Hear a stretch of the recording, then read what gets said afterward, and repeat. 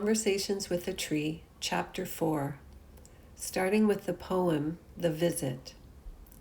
As the still moon sits in the night sky, I see you come before me, like mist out of the hollow. You speak to my soul in a language I have only to remember. My very essence resonates with a love so pure that it must be diluted, like the moonlight through the clouds. I have been touched by the truth. Chapter 4, Feeling sick? How about a hike? Can you imagine a world where doctors would prescribe a walk in the forest as a prescription for stress reduction? I hope so, because I'm excited to inform you that it's already happening. The joy of discovering the work of Cleve Baxter and others who I feel validated my experience with the trees was magnified by research into the health benefits of the forest. As I was receiving messages from the trees, I had no idea that there were so many studies into the wellness benefits of being in the forest. I was truly surprised to discover that scientists are discovering and conducting thorough research into the health benefits of trees and nature. The Japanese have led the way, providing evidence that makes a clear connection between our physical and emotional presence in the forest with improved physical and emotional health. Just like my experience of feeling less stressed once I was in the love bubble of the forest, recent studies are making a strong link between time and nature, leading to an overall improvement in health. It seems we are understanding the need to return to our roots. There's no question our journey away from nature and toward more technology has led to lives filled with stress, illness, and a disconnection from our fellow humans. Henrietta described very clearly in the following message what our lives are like in our hectic, plugged-in world. You live busy, active lives with very little stillness. This is what brings much of the despair and hardship in your society. It is the lack of stillness. When you think of nature, what do you usually think of? For most people, it is stillness. Of course, everyone knows that nature has two sides, like all things in a duality existence. Nature can be calm and still, and it can be outrageous and destructive. That is the balance of existence. We would say that the realm of nature is more stillness than destructiveness, and yet the human experience is more of a disruptive pattern of living than stillness. Most humans find very little time in their lives for stillness. And so, it is like their lives are similar to a continuous storm. Imagine day after day walking outside into a storm. For months on end, every day you walk outside and it is stormy.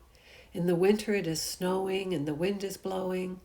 In the summer it is rainy and the wind continues to blow. You are always cold and always feel that you must harden yourself to stand against the winds. This is what it is like to be a human in these times. You have created lives that are like living in a storm every day. It is the storm of hurriedness and busyness and demands of your careers and travel to and from work. You get home and then the children's activities begin and you gobble down some food and run out the door once again into the storm. This has created much weariness within the human body and psyche. When was the last time you sat on your doorstep and talked to a neighbor? What, you say? Sit on my doorstep? Talk to a neighbor? For many of you, this would be unheard of, and yet it would bring you great comfort. It would bring a sense of belonging, a sense of community. Oh, but your closed hearts will not allow such a thing. This is brought forward to give you an idea of what we are talking about here. The little things that bring heart pleasure, the slowing down of living, are far from the current reality for so many people on your planet. This is not to say that such people and communities do not exist, because they do. But there are very few of them in your busy cities. Your city folk have lost touch with the stillness of life. The very thought is repulsive. Many are lost in the hustle bustle because it means that they do not have to look inside. They do not have to stop and wonder who they are. That would be terrifying in itself. And so they continue to run in circles, like a lab rat in a maze, running from the very essence of themselves. There is much beauty in simplicity. We see that you are slowly finding your way back to that. And when you do, the trees will be here waiting for you. We will be here noticing, and we will say, welcome back to you.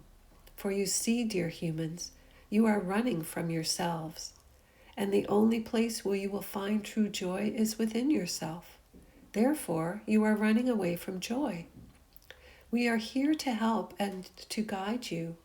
The natural world in all its intelligence is here waiting. Walk up to a tree someday and in your mind say hello. See how you feel. Do you feel that tree acknowledging you with its loving essence?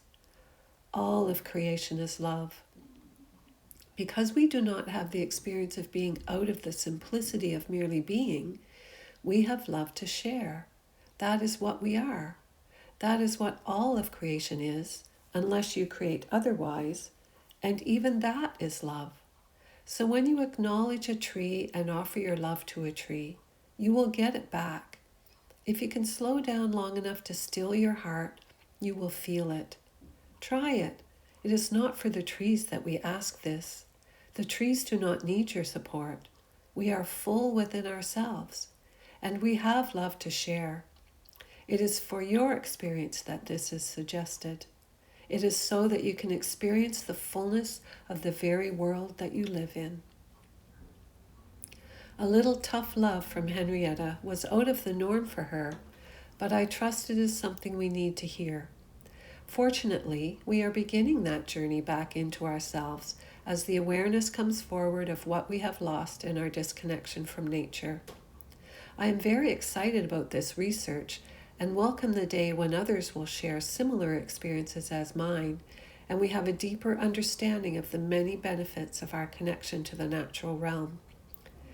People who live more in harmony with nature already know the benefits of that connection. Studies have shown that the farther we move ourselves from nature, the less happiness we have in our lives. People living in poverty in some of the poorest countries of the world have more happiness than those of us living in the more civilized Western world. We have all the stuff, and they, living closer to the land with less stuff, have more joy. Why would this be? We have been taught that the more stuff we have, including technology, the happier we will be. However, if you stop and look around, you may find that most people are searching for joy by wishing for things and yearning for more, yet never truly satisfied. Perhaps those who have lived more connected to the land know something we don't, that our stuff is not going to make us happy. It is our connection to nature, to our souls, and to each other where we find fulfillment. As we return to nature, we return to our true essence, just as Henrietta advised. The health benefits of returning to our nature as animals living on this beautiful planet is validated by research coming out of Japan and Korea. Shinrin-yoku, or forest bathing, was first introduced in Japan in the early 1980s and involves simply spending time in the forest.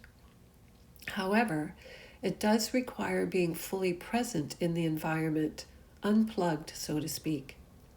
In Japan and Korea, medical doctors actually prescribe Shinrin-yoku as a medical treatment. In fact, the benefits of spending time in the forest has been so well accepted in Japan that they have many forest trails officially dedicated to the practice of forest bathing, and the government has invested $4 million in research connected to it.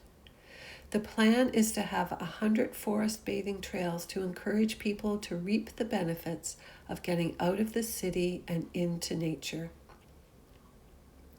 As the practice of forest bathing is evolving, studies are showing that as little as 20 minutes in the forest reduces blood pressure and heart rate, increases fighter cells that assist in the prevention of cancer, and reduces adrenaline that leads to stress. As most of us know, stress is the foundation of a long list of illnesses. Remarkably, some research noted that the beneficial effects of a 3-day stay in the forest can last for up to 30 days. In these studies, blood and urine samples were taken before and after being in the forest. A control group of people who did not leave the city were included in the study. Results show forest bathers experience as much as a 40% increase in levels of NK, cancer-fighting cells, whereas people who walk in a completely urban environment showed no change. Other forest bathing experiments conducted by Ching Li, senior assistant professor at Nippon Medical School in Tokyo and president of the Japanese Society of Forest Medicine, show that, quote, that forest bathing trips significantly increase the score of vigor in subjects and decrease scores for anxiety, depression, and anger, leading to the recommendation that habitual forest bathing may help to decrease the risk of psychosocial stress-related diseases, unquote. Lee, realizing that most people may not be able to spend 3 days in the woods, tested participants after a 1-day trip to a suburban park and found that NK levels were boosted for up to 7 days as a result. This research supports what Henrietta encourages, to spend your days off relaxing in the great outdoors. Forest bathing research supports the work of Richard Louv, author of The Last Child in the Woods and the Nature Principle. Louv discovered that children with ADHD receive the same benefits from 20 minutes in nature as they do from Ritalin. Louv coined the term nature deficit disorder to describe our disconnection from the earth. He links it to childhood obesity, depression, and attention disorders. In his book, Louv reveals that spending time in nature has other less physical benefits. The author found that children exposed to green space were more social and more willing to share. Louv's work also shows a beneficial impact for adults with a distinct change in values after spending time in the forest. When I first heard the title of Louv's book, The Last Child in the Woods, I was intrigued. It made me think of my own childhood experiences in the woods and how much it meant to me. I remember being 4 or 5 years old and seeing a deer for the first time. It was magical. We were having a picnic with my grandparents, which was a regular Sunday activity in the summertime.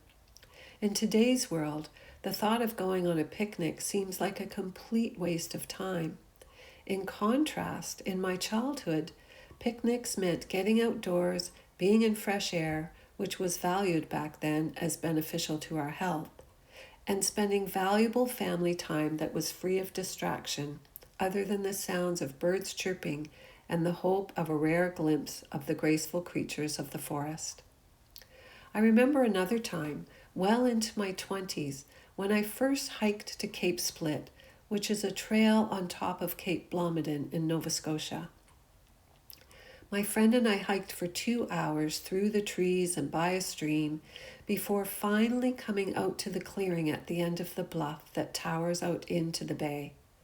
As we emerged out of the trees and looked out onto the small clearing on the edge of the cliff, there stood a single deer with not another person in sight.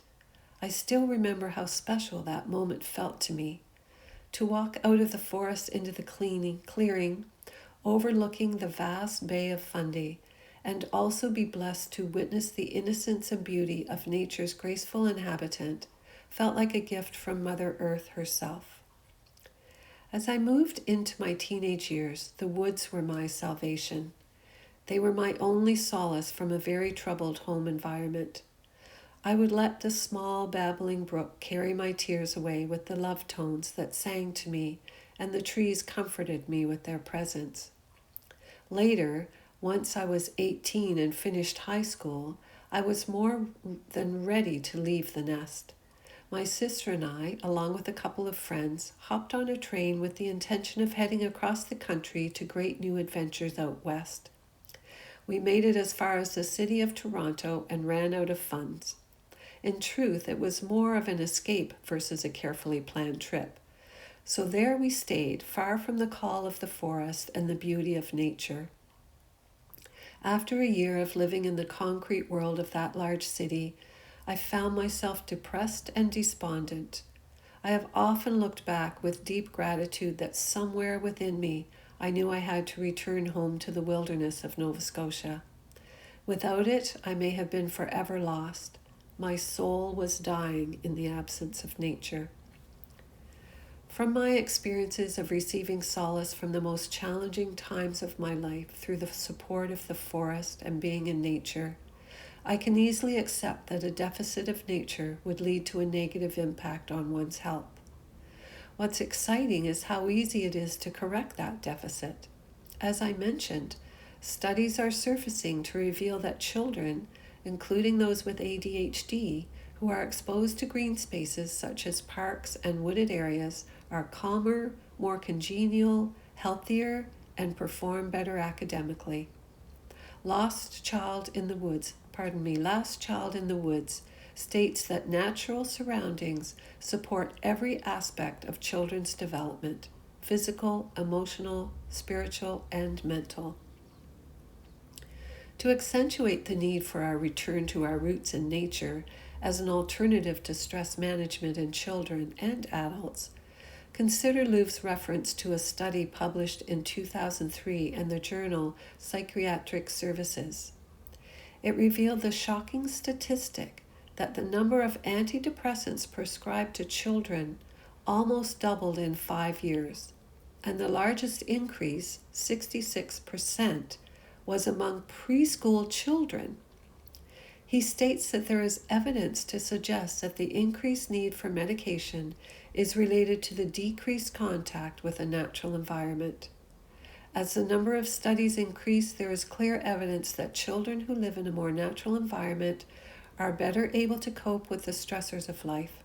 For example, children from rural homes in, quote, grades 3 through 5 with more nature near their homes received lower ratings than peers with less nature near their homes on measures of behavioral contact, disorders, anxiety, and depression. Children with more nature near their homes also rated themselves higher than their corresponding peers on a global measure of self-worth, unquote.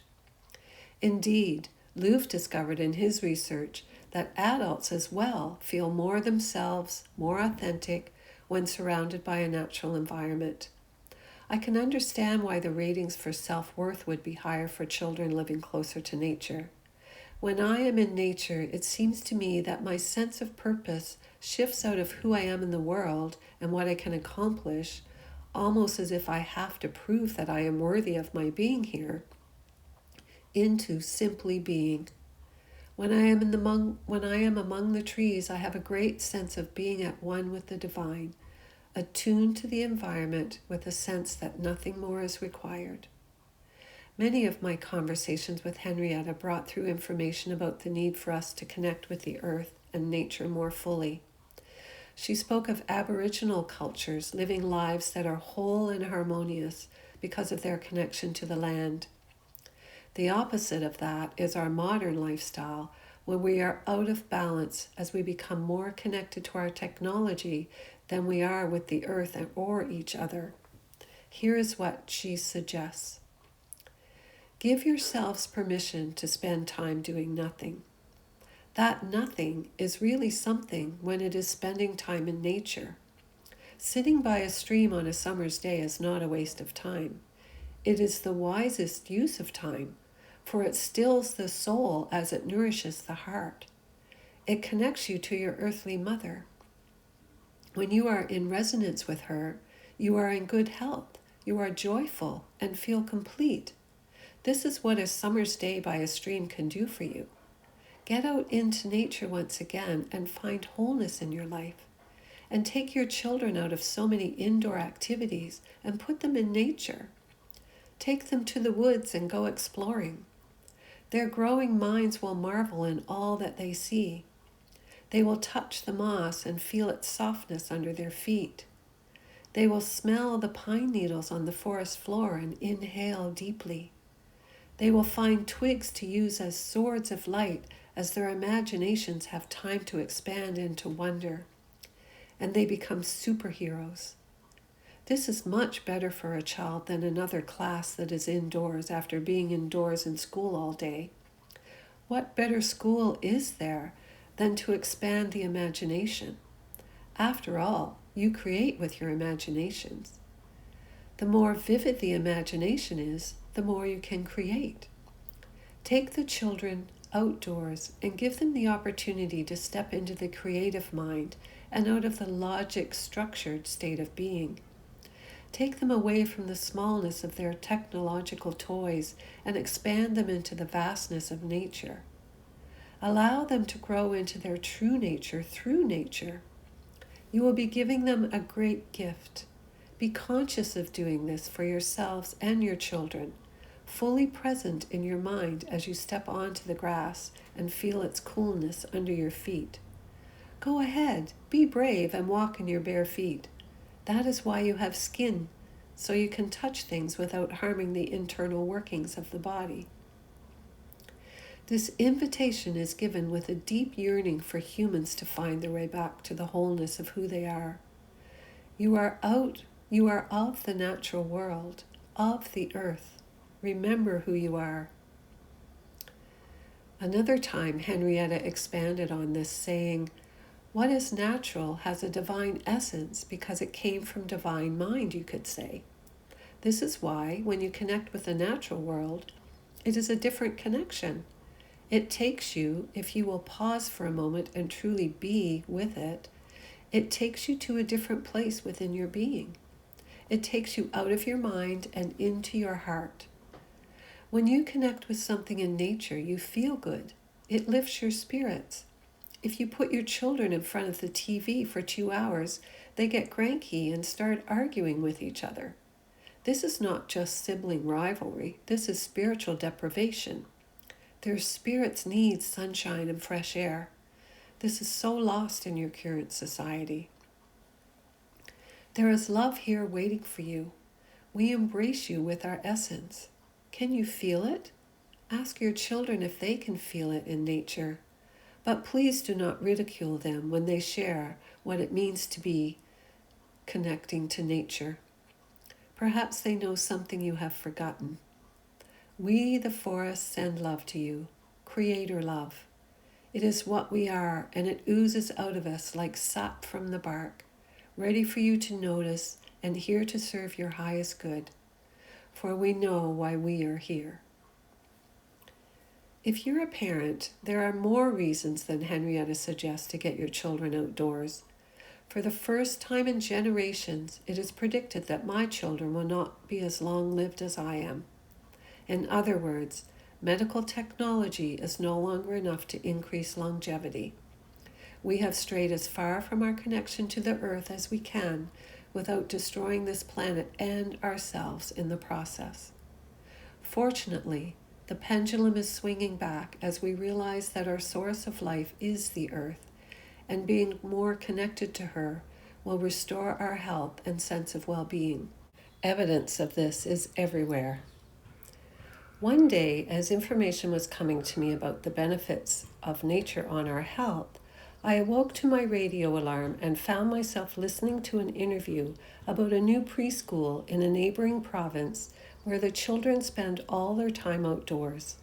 The preschool was based on Swedish studies that showed that children who attend nature preschools performed better in all activities once they entered school than their indoor peers.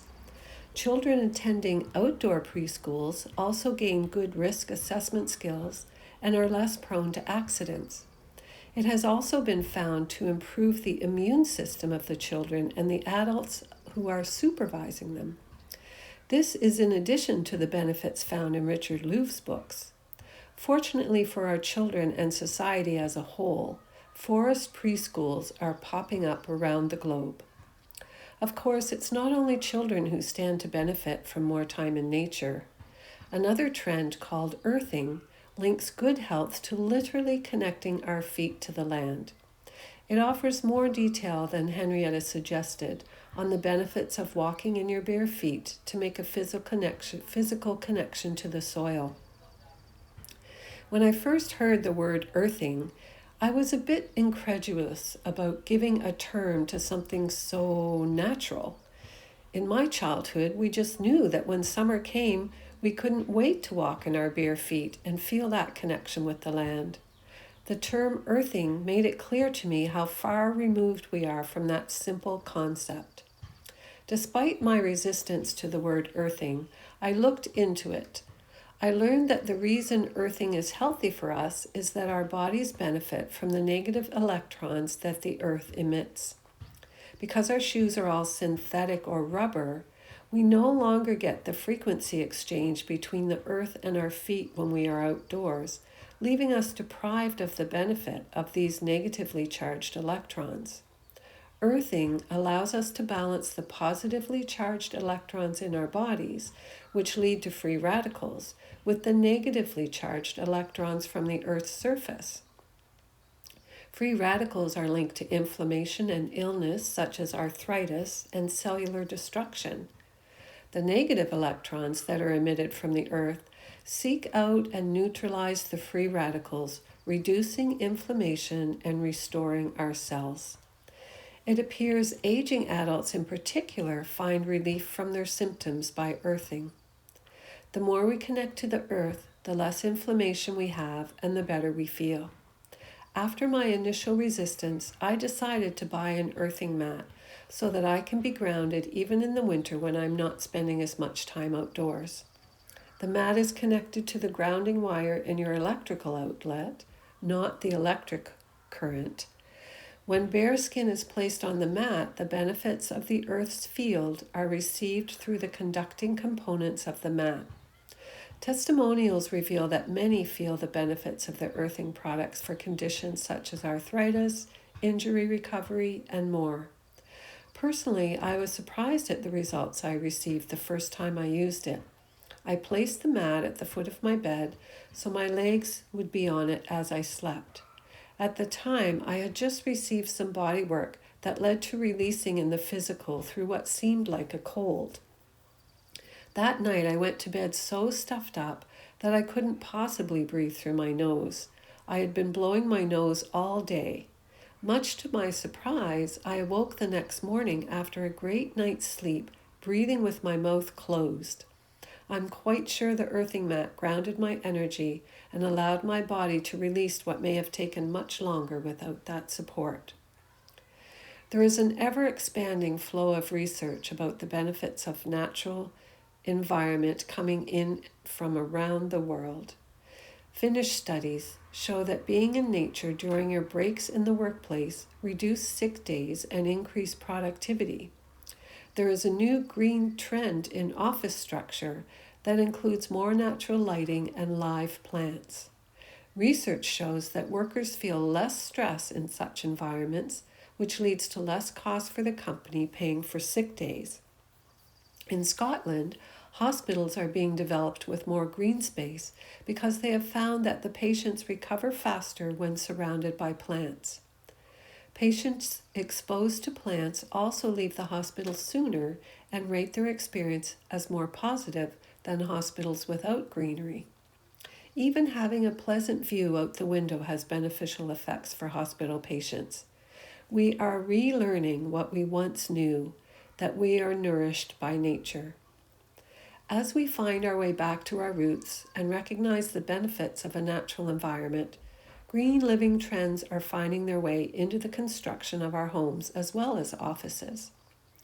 Leadership in Energy and Environmental Design, LEED in short, LEED, is a rating system that is considered to be the international mark of excellence for green building in 150 countries. Quote, leaders across the globe have made LEED the most widely used green building rating system in the world, with 1.85 million square feet of construction space certifying every day. unquote, according to their website. That's exciting news. This movement is more than helping the planet. As we care for the earth, our health and longevity will also benefit. Thanks to LEED, architects are seeking certification with new and innovative nature-based designs. Just today, as I am writing this, a story landed in my inbox from house.com featuring an incredible residential building in Milan that was just completed in 2014. I love the synchronicity of the timing. It is a LEED Gold certified project called Bosco Verticale, which means vertical forest. Picture a residential skyscraper covered with balconies, all planted with trees and shrubs. The entire structure includes 780 full-size trees and 17,000 plantings in total, all on balconies. Fortunately, good news travels fast. The Bosco Verticale has inspired the Tower of Cedars in Switzerland. What the architects may not realize is the effects of such plantings may offer health benefits far beyond the pleasing aesthetics of such an environment. Remember Ching Li of the Nippon Medical School in Japan? He suspected that part of the benefit of forest bathing may be related to phytoncides, which are the aromatic substances given off by evergreen trees and others that create the pleasant woodsy scent. Anyone who uses essential oils will understand this as aromatherapy. What his research revealed was remarkable. Phytoncides are produced by trees to ward off pests and, in large quantities, can be harmful. However, at low levels, delivered as aromatherapy, they offer many benefits. Lee found that NK cells in a petri dish increased in the presence of aromatic cypress molecules. So did anti-cancer proteins, which act by causing tumor cells to self-destruct, unquote. Scientists in Japan have found up to 100 of these phytoncides in the forest, quote, and virtually none in city air that's not directly above a park, unquote. Remarkably, one whiff of tree essential oil has been shown to be more effective than pharmaceuticals in reducing blood pressure. One inhale caused a 12-point decrease in the blood pressure of the author of the article where I gained this information, who was interviewing Professor Lee. Knowing this, living in a tower of cedars may well contribute to health benefits that go far beyond what we currently understand. There are many studies coming forward that speak of our connection to nature, bringing us back to health. For me, the deepest and most profound benefit is our connection back to our true nature as humans. I believe our spiritual self is connected to the natural world. When I am in nature, I feel more myself, and study participants have said the same thing. Yet most of humanity is lost in a world of technology and man-made structures. These creations have led us away from our nature as beings of love and joy. The more technology develops without a connection to the divine within us, the more miserable and disconnected we become. I believe that it is our disconnect from nature that has us so sick and unhappy. I also believe it is that disconnection that has allowed us to take from the earth without ever thinking of giving back, or maintaining the incredibly complicated and intelligent ecosystems of the natural world. There is a grand intelligence at work in nature.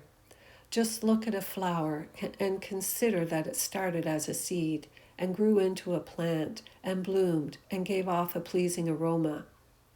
What is it that allowed all that to happen? Oh yes, we know that the seed lies dormant and then rain and sunshine coax it to life. But what is the potential there that knows what is to happen with the moist rain and the warm sunshine? It is the same intelligence that created us humans. It is the same intelligence that allows us to breathe and have thoughts. I call that intelligence soul or love. It is in you, it is in me, and it is the source of all life. That is why it is vital that we find our way back. The farther we move away from nature, the sicker we become. As we disconnect from the earth and the intelligence of it, we disconnect ourselves from the source of all life. In her wisdom, Henrietta offers insight into our journey back to nature and what that may mean for us in the following message. I would like to say to humanity this day that there is great hope now in the universe for you to succeed in this great transition into the light. You have moved more fully into what it is to be human. You will begin to see more and more care and concern for the environment and less tolerance for that which is harmful to the environment. You are moving back to the awareness that all life is connected. Just like the roots of a tree reach out and connect with the tree beside it, your energy fingers, your auric fields, reach out and touch each other. You are always connecting energetically with those around you. Even those living in apartments next to you that you may never meet in person, you are connected to. When you begin to understand this more, you will change the way you live. It will begin with your connection to nature and a deep respect for all that is. This includes the creatures of the earth, the water, your fellow humans, plants, and all life. Once you begin to understand the deep connection that you have to all, you will want to take better care of the all. We, the trees, see this happening now. We see it in the circle of time. It has already expanded into this awareness, and humans are already appreciating all life and loving all. It is mending the hearts that have been in pain for so long. As you find your way back to nature, you are softening. As you care for all life, you are caring deeply for yourselves. This is the beauty of what is happening now. The more you love all life, the more you love yourself, and vice versa. This is so beautiful. We can feel it. That is to say, we can understand the feelings that are unfolding in humans. It is like coming out of a cave that you have lived in all your life and walking into the sunlight for the first time. It is so joyous and warm and comforting. We see humans living simply, with great appreciation for each other and hearts full of nothing but love and the desire to share that love. It is like in your progress, you are moving back to a simpler life, and every element of life is adored. You are the water and the wind and the fire, not like they are false gods, but that you understand that they are part of your creation and that they have their own true nature. The stillness that Henrietta refers to, slowing down long enough to still our heart, is scientifically proven to be beneficial to our health. Research dating back to the 1930s has shown that high cholesterol levels over a period of time will lead to illness such as high blood pressure, depression, and heart disease. And what creates high cortisol levels? It is constantly walking out into the storm day after day. The reverse happens when we are relaxed. The fight or flight responses of the sympathetic nervous system can relax. This allows the more restful experience of the parasympathetic nervous system to come forward and bring us into balance. Henrietta shared many messages about a variety of benefits of being more connected to the land. I find myself yearning for the kind of fulfillment she talks about in this message. In the time when people lived off the land, there was great struggle. Crops often failed and storms blew off rooftops, and yet there was a much greater sense of satisfaction with life. People worked hard, working the land, growing crops, and preparing for winter. Even though it was hard work, it was rewarding work. At the end of the day, they could step back and look at something tangible that they had accomplished. They could see the garden growing, the preserves filling the cupboard. All these things contributed to the fullness of their day. And so at day's end, when they were tired, they knew they had accomplished something useful, and they felt the great satisfaction of working on the land in harmony with nature. Today you do not have those tangible rewards for your work. What do most of you see as a reward for a hard day's work? It is a silly piece of paper called money. And what does that piece of paper represent? For many, it represents pain and hardship and lack. That is what you use as the symbol of your day's work. Can you see how this would have you feeling empty? There is not the sense of accomplishment for many, many people on this planet. We understand that some of you are living by doing what you love to do, but for most that is not the case. So at the end of the day, there is no sense of satisfaction from your work. And then most of you live in cities. There is no connection with the land. Many people go day after day without ever walking on soil. You walk on concrete everywhere, never touching the living grass or noticing the trees or seeing the flowers. It is that disconnect from nature that has so many feeling empty and desperate. We are here inviting you to come back to your senses. Use your senses, not just your mind. Nature is very playful if you connect. You can feel the breeze as you walk from the bus to your workplace. You can imagine that it is dancing with you like a romantic lover. You can notice where a little weed is growing through a crack in the sidewalk and have proof of the tenacity of nature. You can feel the sun warming your back and know that it is providing life to you and appreciate that it is there. You can expand your world in this way and get out of the little box that is the mind. There is magic everywhere. Look for it and you will find it. Find it and your life will change. Slowly, day by day, you will change. You will feel more fullness from life. Take your children to the park, not the mall. Do not fill your idle time with more stuff. See if you can find the biggest tree in your community. What a fun activity for children. How many trees can you name? All the trees that in your neighborhood, hoping there are some, are waiting to be noticed by you so that they can offer their love to you. It seems like a fickle thought to many, and yet, to those who know and who feel the love that is being in nature, it is not fickle, it is profound. You cannot see what you will not look at. You cannot feel love if you will not open your heart. And so it is with the trees.